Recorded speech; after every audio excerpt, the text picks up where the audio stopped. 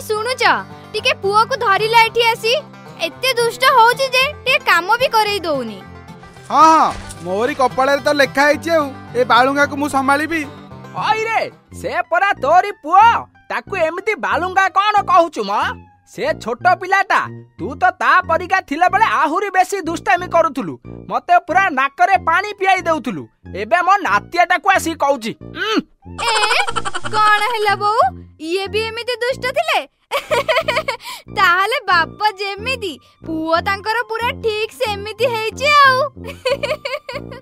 हौ थाउ एते आ मते कुहनी हला एठी चंपावती तमे जेमिति मते कहूच तमे जेमिति पूरा शांत शिष्ट थिला छोटा बेले मु तम भलिया एमिति बोंक नाकरे पानी पियाइला परी दुष्ट होउ नथिली म। बेंगो ए बेंगो कबाट खोल रे बेंगो। अरे पवना चगला कौन है रे एते जोरे चिल्ले की डाकुच कौन गोटे घटना घटी की? अरे बेंगो आज परा पणा संक्रांति आउ आम ओडिया नववर्षटी आ तू घरे कौन बसी रहिजु जे? अरे चालू ना सब गाँ मुंड दुकान रु पणा पई बेल छेना चीनी सब सौदा किणी आनिबा बाकी सांग माने टिके परे आसी जिवे समस्ते कहिसंती दीटा बेलकू गाँ मुंड हनुमान मंदिर पाखरे एकाठी होबाकू।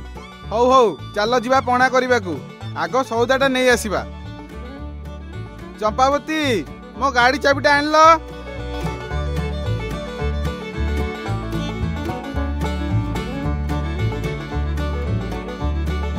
हे नियो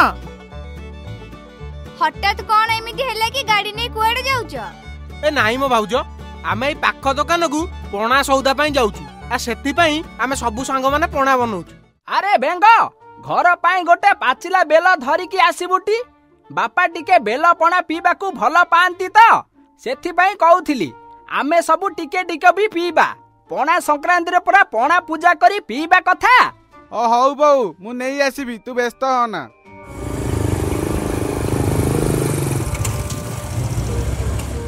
अरे पवना बेंगो चलो टिके भांग नहीं जीवा। अरे बेल पणा रे भांग टिके न पड़ले सी की मजा मो।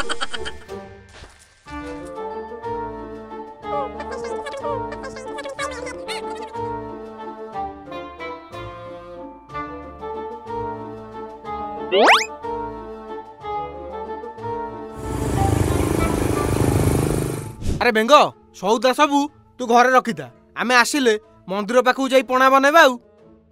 ओ हौ हौ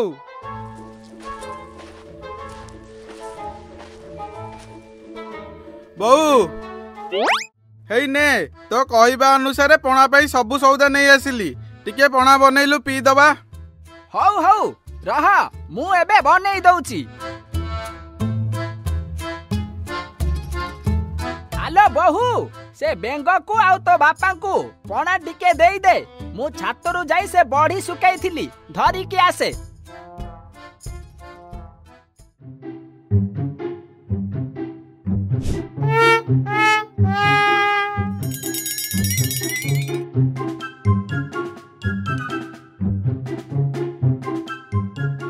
हाय रे तू एठी आसी बसी खेलुचु मु तते सेपटे केते खोजिलिनी। हौ हौ धनल तू एठी बसी खेलुता मु सेपटे बापा और जेजे को पणा देई आसे।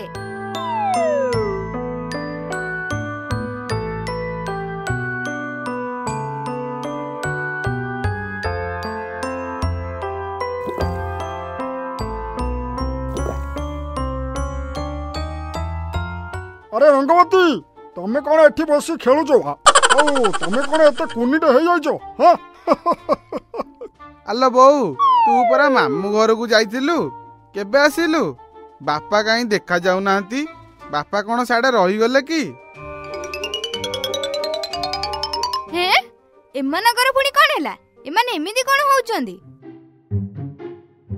आलो आलो ମୋ ଘରକୁ ବୋଧେ କିଏ ଗୁଣି କରିଦେଲା ଲୋ ମା। ମୁଁ କଣ କରିବି? ୟାଙ୍କର କଣ ହେଲା? ଇଏ କଣ କାହାକୁ ଚିହ୍ନି ପାରୁନାହାନ୍ତି? ଆରେ ଭାଉଜ କଣ ହେଇଛି?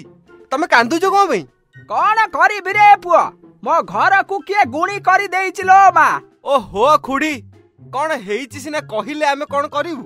ଶୁଣ, ମୁଁ କହୁଛି, ବୋଉ ପଣା କରିଥିଲେ, ମୁଁ ବାପା ଆଉ ୟାଙ୍କୁ ଆଣିକି ଦେଲା ପରେ ଏମାନେ ଏମିତି ହଉଛନ୍ତି। ଓ ଏଇ କଥା। ଏଇଠି ଭାଉଜ, ଆରେ କେହି ଗୁଣି କରୁନାହାନ୍ତି ମ। କି ବେଙ୍ଗ ପାଗଳ ହେଇନି। ସତ କଥା ହେଲା, ସେ ପଣାରେ ଭାଙ୍ଗ ମିଶିଛି। ଆଉ ସେ ଭାଙ୍ଗ ପଣା ପିଇ ଏମାନେ ଏମିତି ହଉଛନ୍ତି ଆଉ। ହେଁ, ପଣାରେ ଭାଙ୍ଗ କିଏ ମିଶିଥିଲା? ଆଉ କିଏ ଘରେ ଅଛି ଯେ ନାଟ କରିବ? ଆମର ସେଇ ନାତି ଟୋକାର କାମ ଆଉ। ଆରେ ଆରେ, ଆମ କୁନି ବିଛୁଆତି ଏ ବାପ ପୁଅଙ୍କୁ ଭାଙ୍ଗ ପିଆଇ ଦେଇଛି ଆଉ।